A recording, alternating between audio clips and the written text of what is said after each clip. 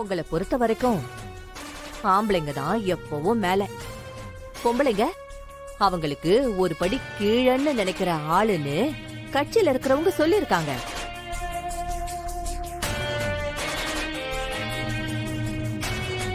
ஆமா, உங்க வீட்டு பொம்பளைங்க யாரையுமே காணுமே, ஏன் அவங்களெல்லாம் எனக்கு அறிமுகப்படுத்த மாட்டீங்களா?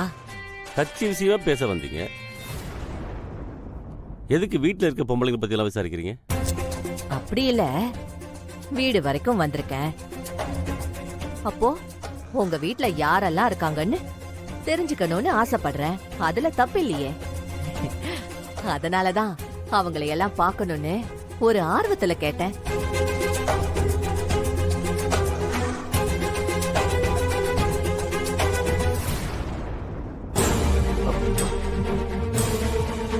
அண்ணே, கூப்பிட்டு காட்டில அண்ணே. இந்த பொம்பளை நம்ம கிட்ட பிரச்சனை பண்றதுக்குன்னே கேட்கிற மாதிரி இருக்குண்ணே. அதுக்கு நம்ம இடம் கொடுக்க கூடாதுண்ணே.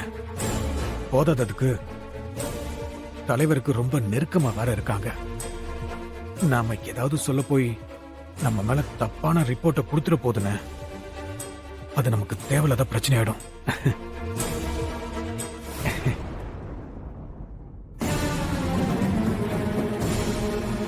அண்ணே, பொம்பளைங்களை வர சொல்லலாமா? ஏ கர்ணா, ஏ கர்ணா, ஏ கர்ணா, கர்ணா. என்னங்க, கர்ணா இன்னும் வீட்டுக்கு வரல போல இருக்கு. எப்ப வருவான்னு தெரியலங்க. இவ்வளவு நேரம் ஆகி இன்னும் வரலையா? சரி சரி, நீ போயிட்டு அண்ணியும் சித்திராவும் கூட்டு வா போ. சரிங்க. இப்போ வந்துடுவாங்க மேடம்.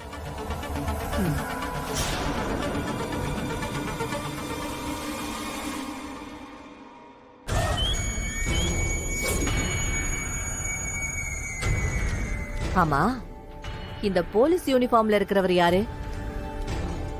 இவர் இங்க என்ன பண்றாரு? மேடம், அவர் பக்கத்து ஸ்டேஷன் எஸ்ஐ தான் மேடம்.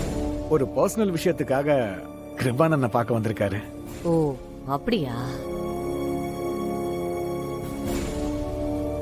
வணக்கம் மேடம். நான் உங்களை பத்தி நிறைய கேள்விப்பட்டிருக்கேன். நீங்க கட்சிக்குள்ள வந்ததுக்கு அப்புறம் தான் இப்ப இருக்கிற ஜெனரேஷன் பசங்க கட்சியிலயும் பாலிடிக்ஸ்லயும் அதிகமா ஆர்வம் காட்டுறதா சொல்றாங்க. தேங்க்யூ.